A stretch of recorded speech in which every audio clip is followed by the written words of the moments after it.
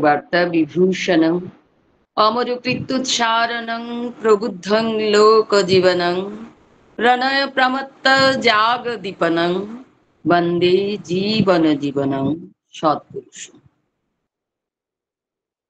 আমরা দুদিন আগে শিক্ষক দিবসের আনন্দ উৎসব পেরিয়ে এলাম। আজ এখানে আমি আগেও কিছু কথা বলেছি শিক্ষকদের তরফ থেকে। আজকে আমার বিশেষ উদ্দেশ্য ঠাকুরের পার্ষদ পঞ্চানন সরকারদার কিছু গল্প বলবো,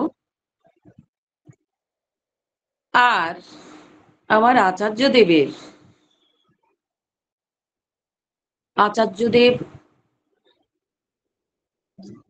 কথা বলতে গিয়ে আমি শুধু বলবো, ওই মহামানব আসে, দিকে দিকে রোমাঞ্চ জাগে।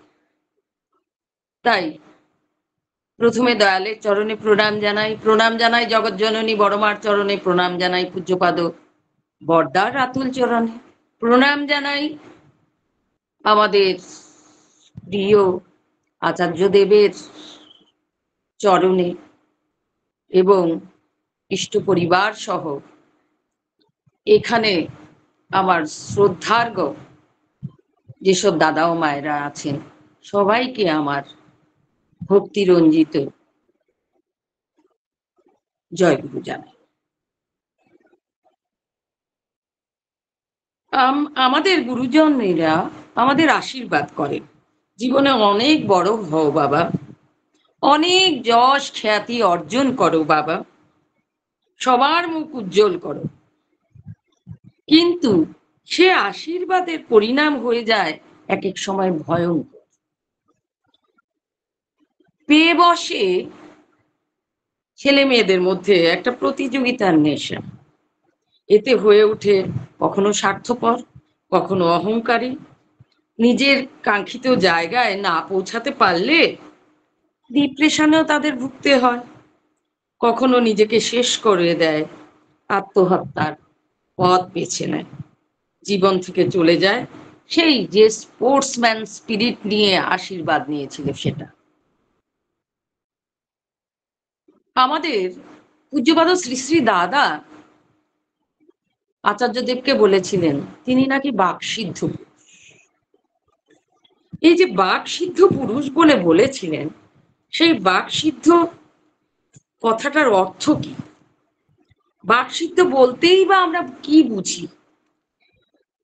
বাকসিদ্ধ কথাটা অর্থ হলো যে তিনি যাকে বলছেন, যে কথা বলছেন, যে সময়ে বলছেন, সেই কথাটাকে যে গ্রহণ করছে তার মধ্যে সেই আনুগত্য, সেই ভালোবাসা, সেই পরিশ্রমের মানসিকতা আছে তো? সেই কথাটা কাটায় কাটায় পালন করার কথা আছে তো? সেটাই কিন্তু বাকসাধ্যতার, বাক সিদ্ধের মূল কথা। তিনি নিজেই, আচার্যদেব নিজেই বলেন, আমি সেই ভগবানের কাছে মাথা নত করব না যিনি আমাকে তথাস্তু বলেন, যিনি তথাস্তু বলার সঙ্গে সঙ্গে আমার সবকিছু হয়ে যাবে, সেই ভগবানের কাছে আমি মাথা নিচু করি না। আমি সেই ভগবানের কাছেই যাব যিনি আমাকে পাওয়ার পথটা দেখিয়ে দেবেন, যিনি আমাকে দিয়ে করিয়ে নেবেন। আমি সেই ভগবানের কাছেই আত্মসমর্পণ করব, যিনি কুরুক্ষেত্রের ময়দানে দাঁড়িয়ে বলবেন, হে অর্জুন ভেঙে পড়ো না, দুর্বলতা ত্যাগ করো, ধনুষ তোলো আর যুদ্ধ করো। এই যে আচার্যদেবের কথা, এটা আমরা যেসব বাণী পড়ি, আজকে যে এতগুলো বাণী পাঠ হলো, তার চেয়ে কি কম বড় কথা? আমরা চাই চাই চাই, আমাদের মন শুধু চেয়েই ঘুরে বেড়ায়, এটা চাই, ওটা চাই, সেটা চাই।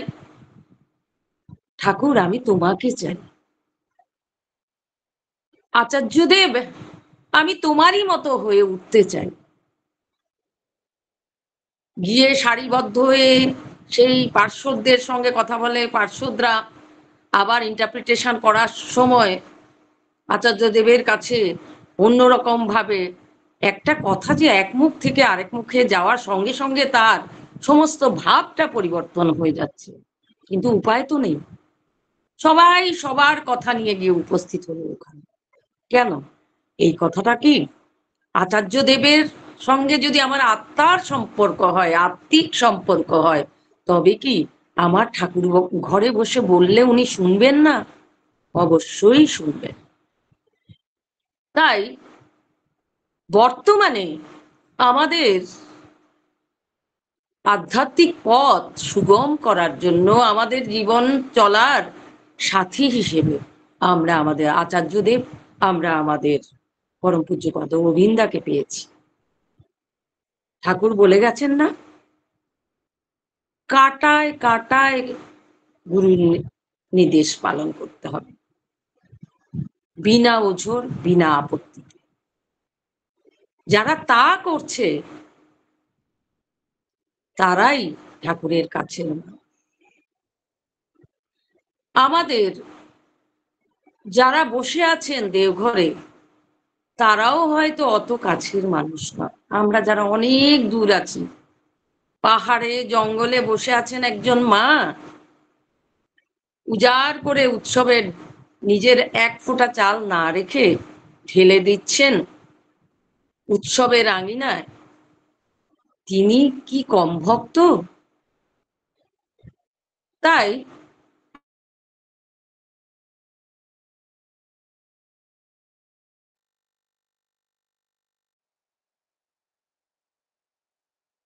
ঠাকুরকে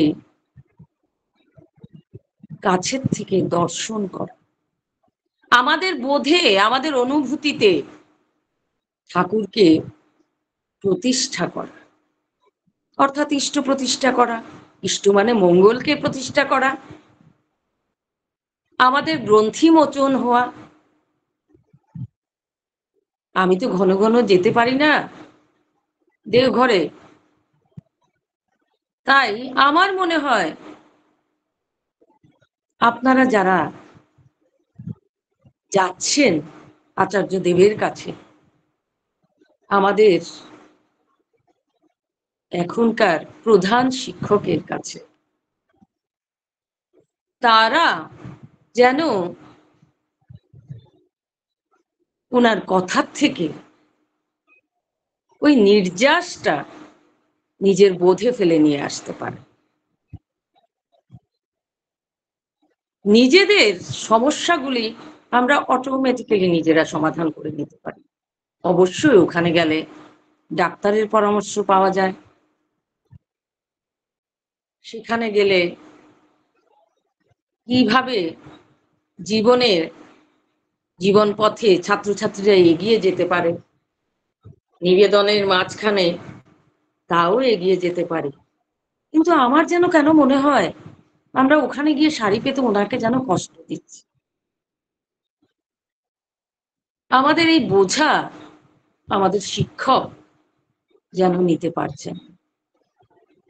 যে ওয়ার্ল্ড টিচারকে আমরা আমাদের জীবনে গুরু রূপে বরণ করেছি, তাকে যত বেশি নাম আর নামির মতো করে আমরা মিলাতে পারবো, তাদের সেখানেই আমাদের আমরা প্রকৃত ছাত্র হতে পারব।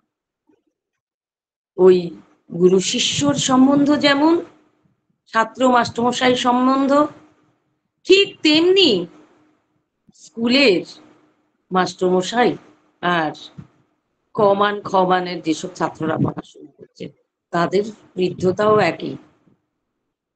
একটা ছোট ক্লাসের একটা বাচ্চা যখন যাচ্ছে ওই অ আ ক খ শিখতে মাস্টারমশাইয়ের কাছে, কমান খমানে পড়ছে, ওদের কাছে তখন উনি যা বলছেন যা করছেন তাই তার কাছে নতুন ভাবে আবিষ্কার হচ্ছে। বাবা মার কাছে সংসারে প্রতিদিন যা দেখছে, ঝগড়া, মারপিট, দ্বন্দ্ব, কোনো পরিবারে কোনো পরিবারে সুন্দর সুন্দর বিষয় এই আলোচনা, বাচ্চাদের মায়েরা মা বাবাই প্রথম শিক্ষার শুরু করছেন, কিন্তু যারা বাইরে যাচ্ছে তাদের, যারা স্কুলে যাচ্ছে, স্কুলে গিয়ে কিন্তু ভিন্ন রুচির হালোকা, বিভিন্ন রুচির, তখন আর মা বাবা নয়, তখন বিভিন্ন রুচির শিক্ষকদের সঙ্গে তাদের কি হচ্ছে, কথাবার্তা। তাই আমি বলছিলাম, আমাদের আচার্যদেব যে বলেছেন যে আমাকে প্রথমে রিফাইন করে নিতে হবে, আমাকে প্রথম বুঝে নিতে হবে আমি কে, আমি কি চাই, আমার পাওয়া কতটা সম্ভব। যার জন্য যেদিন দীক্ষা হলো, ওই যে দীক্ষা নিয়ে শিক্ষা ধরে আচার্যকে করো সার, ওই শিক্ষার শুরু তো দীক্ষার দিন থেকেই হয়ে গেল, তার বিধি বিধান মতেই আমাকে এগিয়ে যেতে হবে।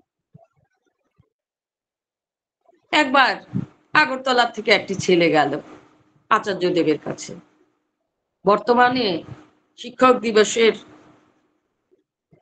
জাস্ট পেরিয়ে আসলাম আমি, আমাদের আচার্য দেব এখন আমাদের আধ্যাত্মিক পথের শিক্ষা প্রতিদিন 1 ঘন্টা 1.5 ঘন্টা নিয়ে অনেক কথা বলছেন। তাই সেই সঙ্গে আমি আগরতলার একটা ছেলের কথা বলছি, গেছে ঠাকুর বাড়িতে, আচার্য দেবকে বলেছেন, বলেছে আমি 12 পাস করেছি, আমি এবার মেডিকেলের জন্য এন্ট্রান্স দিতে চাই। আচার্য দেব বললেন যে খুব যত্ন করে প্রিপারেশন না, নিশ্চয়ই চান্স পাবে, মাথায় ঢুকলো নিশ্চয়ই চান্স পাবে। আগের কথাটুকুকে বাদ দিয়ে দিল, বাড়িতে আসলো, এসে প্রত্যেকটা সৎসঙ্গে গিয়ে সবাইকে বলতে শুরু করলো, আমাকে আচার্যদেব আশীর্বাদ করেছেন আমি মেডিকেল এন্ট্রান্সে পাশ করে আমি মেডিকেল পড়ব।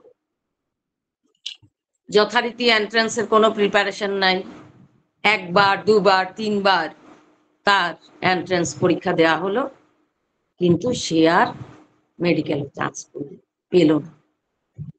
ওকে আচার্য দেবের কাছে অর্থাৎ দেওঘরে নিয়ে গেছিলেন তার মা, সর্বদোষের দোষী সেই মা। আমার 3টা বছর নষ্ট হয়ে গেল, সেই দেওঘরে যাওয়ার পর আচার্য দেবই তো বলেছিলেন, আমি কিন্তু আচার্য দেবের কথার অর্ধেক অংশ শুনে আর অর্ধেক অংশ যে তুমি গিয়ে এন্ট্রান্সের প্রিপারেশন নাও, অবশ্যই তুমি চান্স পাবে, ওই প্রিপারেশনের কথাটা কিন্তু মাথায় আর নেই। সত্যিকারে যদি প্রস্তুতি থাকে তবে অবশ্যই চান্স পেত। তাই যখন চান্স পেল না তখন ওই আচার্য দেবী ঠিক আচার্য দেব নয়, উনি ঠিক বলতে পারেন না। তাই আচার্য দেব বলেছেন, যদি অলৌকিক ক্ষমতা আমার থাকতো তবে আমি কলম ছুঁয়ে দিলে আমার ছেলে বা আমার সন্তানদের পড়াশোনা করতে হতো, আমি মাথায় হাত বুলিয়ে দিলে ওদের অসুস্থতা কমে যেত। তাই আমরা এই অলৌকিকতার মোড়কে আমাদের জীবনকে যেন পরিচালিত না করি, বাস্তবের যখন আমরা কষ্টে থাকব তখনই আমরা ইষ্ট নামে মগ্ন হতে পারব, ইষ্টকে ডাক। আমার পরিবারে কোনো অসুবিধা পাচ্ছি, কোথাও কোনো বিভেদ, কোথাও কোনো গন্ডগোল কোথাও সৃষ্টি হয়েছে, আমাকে ভেবে নিতে হবে যে এ কষ্টের জন্য আমি রাজি। তাই যখন আমরা কষ্টে থাকি তখন কিন্তু আমাদের অহরহ নাম জপের কথা আমরা ভুলে যাই, অজপা নাম মাথার থেকে বেরিয়ে যায়, ওই সৎসঙ্গে বসে 5 মিনিটের জায়গায় 2 মিনিট আমাদের টাইমের মধ্যে শেষ করতে হবে। ওই সময় নাম হচ্ছে না ধ্যান হচ্ছে, কি হচ্ছে? তাই তো বলেছেন যে সময় করে বসে নাম ধ্যান করা, তাতেই আমরা গ্রহণক্ষম হয়ে উঠবো, আমরা অ্যাকসেপ্টেবিলিটি আমাদের বাড়বে। এই হলো আমার আচার্যদেব, আমাদের বর্তমান শিক্ষকের কথা। এবার আসছি ঠাকুরের পার্শ্বদ আমাদের পঞ্চানন সরকারদার। ঠিক গল্পের মতো করে একটু সময় আপনারা শুধু আমাকে একটু ওয়ার্নিং দিলে আমি খুশি হব, কারণ আমি মাঝে মাঝেই ভুলে যাই আমি কোথায় আছি, কি বলছি, আদৌ ঠাকুরের কথাগুলো উপস্থাপনা করতে পারছি কিনা, সেখানেই আমার একটু অসুবিধা হয়ে যায়।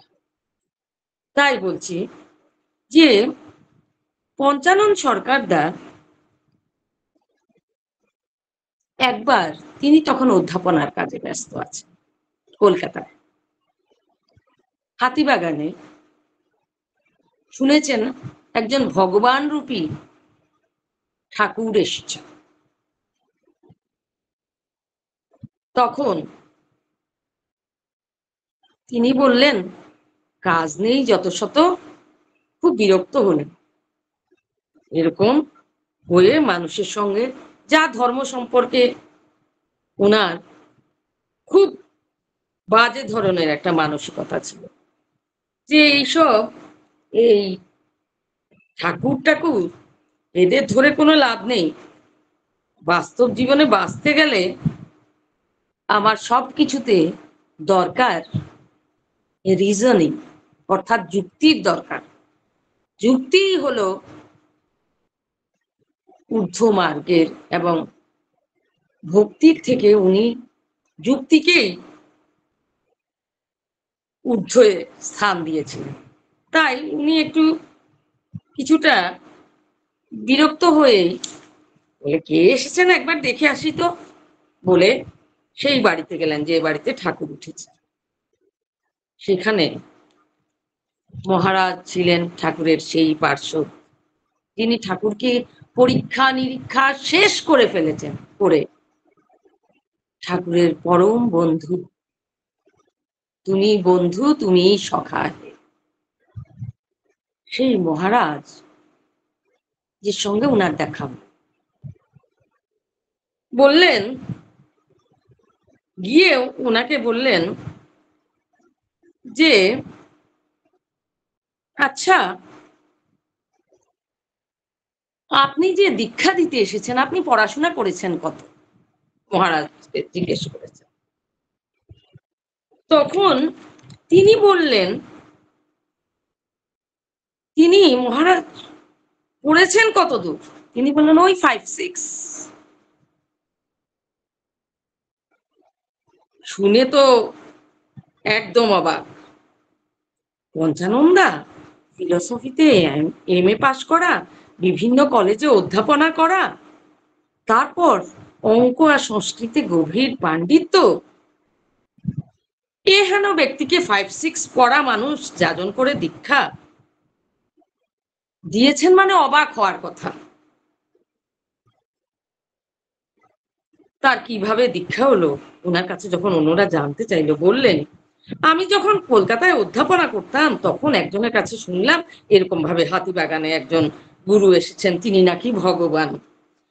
সঙ্গে সঙ্গে সেই তার্কিক পঞ্চানন্দা গরম হয়ে বললেন, যত সব বুঝরু কি, উনি নাকি ভগবান। ঠিকানা নিয়ে আবার পৌঁছালেন। এই যারা এরকম কনফিউজ থাকে, এরা কিন্তু ওই তককে তককে গিয়ে এদের আশেপাশে ঘোরাফেরা করে, কারণ তাদের তখন একটা অহং ভাব থাকে। সেইভাবে পঞ্চানন সরকারদারও ছিল। তারপর তো পৌঁছালেন সেখানে, দেখা করতে যখন যাবেন ঠাকুরের সঙ্গে, প্রথমে দেখা করতে হয় মহারাজের সঙ্গে।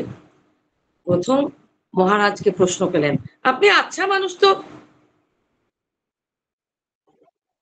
কারণ আপনারা যাকে তাকে ভগবান বানিয়ে মানুষগুলোকে কেন বিভ্রান্তিতে ফেলেন? চিন্তা করুন। সেই ভক্ত প্রবোধ কিভাবে ঠাকুরের কাছে গেছিলেন। তখন তিনি উল্টো এত সুন্দর মহারাজ একটা উত্তর দিলেন, আপনারা উত্তরটা আমার থেকে শুনে নিন। উনি উত্তর দিলেন, বইপত্র আছে, ছাত্র আছে, তবে আপনার মতো মাস্টারের মাঝখানে কেন প্রয়োজন? যদি বইও থাকে, আপনি ছাত্র, আপনার অনেক ছাত্র আছে, তাহলে তো ওরা বই আর ছাত্র রেখে দিলেই তো হয়ে যেত। আপনি মাস্টারমশাই কেন ওই কলেজে গিয়ে পড়াচ্ছেন? পঞ্চানন সরকারদা কিন্তু উত্তর খুঁজে পেলেন না। তিনি বললেন, পণ্ডিত হয়ে আপনি ছাত্রগণকে বিভ্রান্ত করছেন না? আমি যদি আমার ঠাকুরকে এই বাড়িতে নিয়ে এসে আমি ভগবান আখ্যা দিচ্ছি, আপনি কি ছাত্রদের বিভ্রান্তিতে ফেলছেন না? বই ঘেটে ঘেটেই তো পড়াচ্ছেন,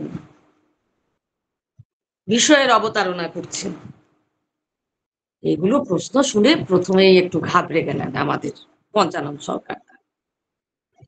তবু তর্কের খাতিরে এটা ওটা, পাশ্চাত্য দর্শন, প্রাচ্য দর্শন, আমিও তো দর্শনের ছাত্রী, তাই বলছি আর কি, পুঁথিগত বিদ্যার এটা ওটা উঠালেন। যতই কঠিন প্রশ্ন করছেন, ততই দেখা যাচ্ছে কি সহজভাবে সব প্রশ্নের উত্তর দিয়ে দিচ্ছেন। ফলে তিনি দীক্ষা নিতে বাধ্য হলেন এবং তারপর তিনি শ্রী শ্রী ঠাকুরের দর্শন করলেন। আসলে মহারাজ, অনন্ত মহারাজের যে জ্ঞান ভান্ডার, তা তো তার নিজস্ব জ্ঞান যতটা, এটা তো ঠাকুরেরই জ্ঞান। ভক্ত ভগবানের যখন একাত্মতা হয়, তখন তো ঠাকুরের জ্ঞান সাগরে তো উনি ভাসমান হয়ে আছেন। তাই এত সব প্রশ্নের জঞ্জালে পঞ্চানন সরকারদার অনন্ত মহারাজের কিছুই এসে যায়। তাই তিনি এই অফুরন্ত ঠাকুরের জ্ঞান রাশির অর্থপূর্ণ উত্তর সঙ্গে সঙ্গেই দিতে পারলেন। এই হলো ঠাকুরের কথা। এই হলো পঞ্চাননদার ঠাকুরের সঙ্গে আসার প্রথম কথা। শ্রী শ্রী রামকৃষ্ণদেব বলতেন, মায়ের কথা যখন কেউ বলেন, তখন মা তাকে রাস ঠেলে দেন। রাস ঠেলে দেওয়া মানে কি? রাসটি ধরে থেকো, ওই রাঙা পায়ের সবটুকু উম্মা, রাঙা জবায় ঢেকো না, আমার মন ভ্রমরা বসার মতো একটু জায়গা রেখো। এই যে শ্যামাসঙ্গীতটা, ওখানে বলছে তুমি আমার রাস ধরে রেখো, আমাকে ছেড়ে দিও না, আমাকে ঠেলে দিও, তোমার দিকে ঠেলে দিও। ঠিক তেমনি ভাবে ভক্তপ্রবর স্বামী বিবেকানন্দ যখন আমেরিকায় ভাষণ দিতে যান, তখন তিনি সেই ভাষণে যা বলেছিলেন, তার মুখ দিয়ে যা অনর্গল বেরিয়েছিল, অবারিত ভাবে যা বেরিয়েছিল, সেটাও কিন্তু ছিল সেই রামকৃষ্ণ পরমহংস দেবেরই মুখ নিঃসৃত কথা। রামপ্রসাদ আমরা জেনেছি, they are the teacher, they are the spiritual guide. Ramprasad বলেছেন, তোমার কর্ম তুমি করো মা, লোকে বলে আর করিয়া। শ্রী শ্রী ঠাকুর বলেন, ভক্তই প্রকৃত জ্ঞানী, ভক্তিবিহীন জ্ঞান কি বলেছেন? বাচক জ্ঞান। বলার আছে বলে গেলাম কতগুলো কথা, না গেল আমার কানে, না গেল আমার মনে, না গেল আমার মাথায়, সব মাথার উপর দিয়ে উড়ে চলে গেল। এরকম জ্ঞানের, এরকম প্রতিদিন ইষ্ট প্রসঙ্গের আমাদের কোনো দরকার নেই। যদি আমার প্রাণ ভরা, প্রাণ ঢালা ভক্তি থাকে, সত্য জ্ঞান ঠাকুরই আমার মধ্যে দান করবেন, সত্য জ্ঞান ঠাকুরই আমার মুখ দিয়ে বলাবেন। তাই আমি আজকে এই পঞ্চানন সরকারদার কথা বললাম। সৃষ্টি ঠাকুর আমাদের নরদেহধারী পিতা, অপত্য স্নেহে রসে পরিপূর্ণ তিনি। তিনি একেবারে খাঁটি গৃহী। আমাদেরকে সংসারে থেকে সংসারের জ্ঞানের মধ্যে ভক্তির রস মিশিয়ে আমরা যেন বৈরাগী হতে পারি। কা তব কান্তা কস্তে পুত্র, ছেলে আছে, মেয়ে আছে, সংসার আছে, আছে ওদের আছে, ওরা অসুস্থ হচ্ছে, বুদ্ধি বিবেচনা যখন হবে ওরা ওদের সুস্থতার চেষ্টা করবে। আমি কিভাবে বেঁচে থেকে আমার মঙ্গলময় পরম প্রেমময়ের কাজ করে যেতে পারি, সেটা হবে আমার কর্ম। তাই আবারও বলবো, তোমার কর্ম তুমি করো মা, লোকে বলে করি আমি। তিনি আমাকে দিয়ে করিয়ে নেবেন। ওই আমার আচার্যদেব তাই বলেছেন, আমি সেই ভগবানকে চাই যে ভগবান আমাকে করিয়ে নেবেন। শুধু তথাস্তু বলে আমার মাথায় হাত রেখে বলবেন না হয়ে গেল তোমার প্রাপ্তি। তাই পঞ্চানন্দার জীবনের দুটো একটা কথাতে আসছি। যখন পঞ্চানন্দা ছিলেন, ঠাকুর কি করেছিলেন, ওনাকে একটা একটা তাম্বুর মতো লোহার একটা ঘুমটি মতো বানিয়ে দিয়েছিলেন, যেখানে পঞ্চানন্দা থাকতেন। আর তার পাশে একটা বড় ড্রাম ছিল। তখনকার ছাত্ররা গুরুগৃহে কাজ করত। আজকাল ছাত্ররা যদি গিয়ে স্কুলটা পরিষ্কার করে, যদি স্কুলের রুমের ভেতরটা পরিষ্কারে লাগে, গার্জিয়ান গিয়ে কমপ্লেন দিয়ে করতে করতে কোনো কাজই শিখছে না ছেলেমেয়েরা। এমন অবস্থা তখনকার যারা ছাত্রছাত্রী ছিল। যখন তিনি আশ্রমে আশ্রমবাসী হয়ে গেলেন, তখন সেই আশ্রমের ছাত্রছাত্রীদের পড়াতেন। সেই ভক্তরা কি করত, সেই ভক্ত ছাত্ররা কি করত, ওনাকে কুয়োর থেকে জল তুলে তুলে সেই টিন ভর্তি জল নিয়ে সেই বড় ড্রামটি ভর্তি করে রাখত। সারাটা দিন ছাত্র পড়িয়ে পড়িয়ে অবসন্ন হয়ে পড়তেন তিনি। ওই ঘুমটিকে ঠাকুর বলেছিলেন বাঘের খাঁচা। মানে ভীষণ বদমেজাজি, ভীষণ রাগে ছিলেন। অন্যায়কে কোনো দিন পঞ্চানন সরকারদা প্রশ্রয় দেন। ঠাকুর তো আমাদের আশ্রয়, তাই তিনি আমাদেরকে প্রশ্রয়ও দেন। এত উল্টো পাল্টা আমরা ভক্তরা করছি, তবু আমাদেরকে কিন্তু প্রশ্রয় দেন। সেই পঞ্চানন সরকারদা ছিলেন ভীষণ রাগী। তাই ছাত্রছাত্রীরা কি করতো, বড় বড় ব্যাগ করে সেই সেই খাঁচাতে, সেই বাঘের খাঁচাতে বাজার থেকে জিনিসপত্র এনে ওনাকে সাহায্য করতো, ব্যাগগুলি বয়ে এনে দিত। এরকম করতে করতে ছাত্রছাত্রীদের সঙ্গে একটা অন্তরঙ্গতা হয়ে যেত। এই যে ছাত্রছাত্রীদের সঙ্গে, যেটা বিশ্বভারতীতে কিছু ছিল, আমি যখন সেখানে মাঝে মাঝে যেতাম রিফ্রেশার কোর্সে, দেখেছি সেগুলো সব ধ্বংস হয়ে গেছে। যতটা আমরা মেকানিক্যাল হচ্ছি পড়াশোনার দিকে, যতটা আমরা ডিজিটাল ওয়ার্ল্ডে যাচ্ছি, ততটা আমাদের মন থেকে ভক্তি চলে যাচ্ছে, শিক্ষকের প্রতি শ্রদ্ধা চলে যাচ্ছে। এই হলো কথা, এই হলো আমাদের পঞ্চানন সরকারদার কথা। তাই আমি, আমার কি সময় হয়ে গেছে? যদি সময় হয়ে যায় তাহলে আর বেশি কথা বলবো না, আরেকদিন না হয় আমি কন্টিনিউ করব।